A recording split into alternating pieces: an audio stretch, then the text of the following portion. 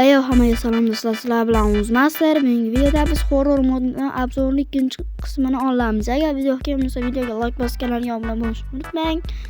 Bo'lmasa videoni boshlarim do'stlar. Birinchi modimiz bu horror demaymiz, tekstura mod, ya'ni Vardenni Herobrine ko'rinishda qilib beradi. Mana do'stlar, men Vardenni spawn qildim, lekin u nimagadir Herobrinega o'sha skiniga aylandi.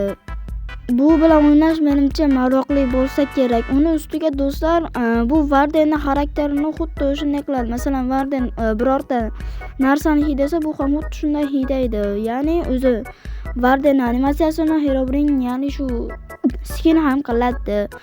Bu modlarni yuklab olish uchun har doimgidek shu so'zni yozasiz Telegram qidiruv joyiga va modlarni tashlab qo'yaman. O'tgan safargi birinchi qismda modni ham tashlab qo'ygan edim, uchala modni.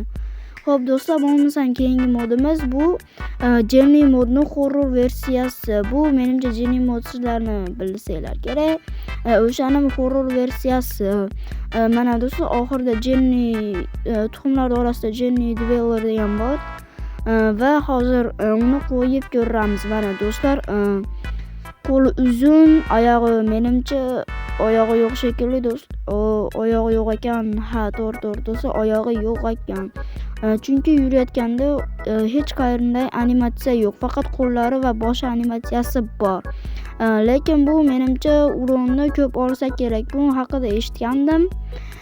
8 yoki 9 oladi deb eshitgan edim.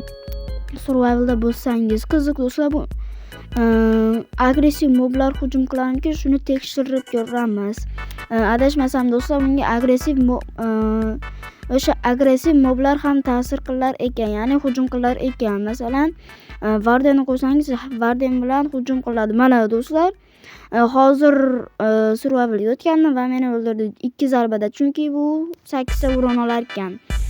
Bu juda ham ajoyib do'stlar, lekin hujum qilganda qornidan qandaydir mahluq bilan hujum qilar ekan. Lekin bu do'stlar menga ozginagina yoqmadi. Chunki juda ham ko'p uron olyapti do'stlar. Bo'lmasam 3-modga o'tamiz. 3-modimiz do'stlar, mana shunday 3 ta qotil jitelni qo'shadi va unga qarshi har xil blok va qilichlarni qo'shadi. Mana hozir ko'rsataman. Mana do'stlar, bu yerda juda ham ko'p nima desam bo'larkan, bloklar, xaritalar mavjud va 3 ta qurolni ham qo'shadi. Birinchi qurolimiz do'stlar, bu mana shularga hujum qilish uchun. Aynan qo'lda hujum qila olmaysiz, shuning uchun buni mana shunday qilich bor do'stlar. Bu bilan ursa bo'ladi. Mana shular qolgan narsalar bilan hujum qila olmaysiz. Keyingi mana do'stlar, urib ko'raman. Keyingi qilichimiz esa yaxshi-ku, lekin animatsiyasi zo'r, ammo uron yo'q. Mana do'stlar, sizlar buni ozgina energiya to'platib olasizlar. Mana animatsiyasi ham bor. Ozgina energiya olasizlar va qo'yib borsangiz tagingizdan qandaydir olov chiqadi, lekin umuman buni uroni yo'q. Nimaga kerak o'zim ham bilmadim. Keyingisi esa do'stlar, oldingizdagi xohlagan mobni ko'tarib olsangiz bo'ladi. Qo'yib borsangiz tushadi. Bu do'stlar, endi mana shu jitellarni qo'yib ko'ramiz. Birinchisi bu qanaqadir muzlaganmi yo o'likmi bilmadim. Bo'lmasam keyingisi sizlarga aniq antika tuyuladi menimcha. Chunki keyingisi bu kichkina. Mana kichkinasi.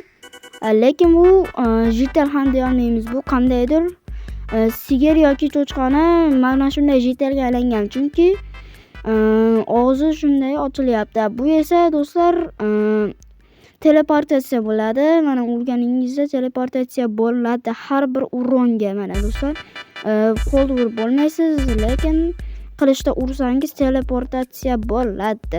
Mana bu modni do'stlar Telegram kanalimdan yuklab olsangiz bo'ladi. Tashlab qo'yaman kechga yaqin yoki shu videoga chiqqanidan keyin hammaga xayr sog' bo'ling. Sizlar bilan O'zmaster video tugadi.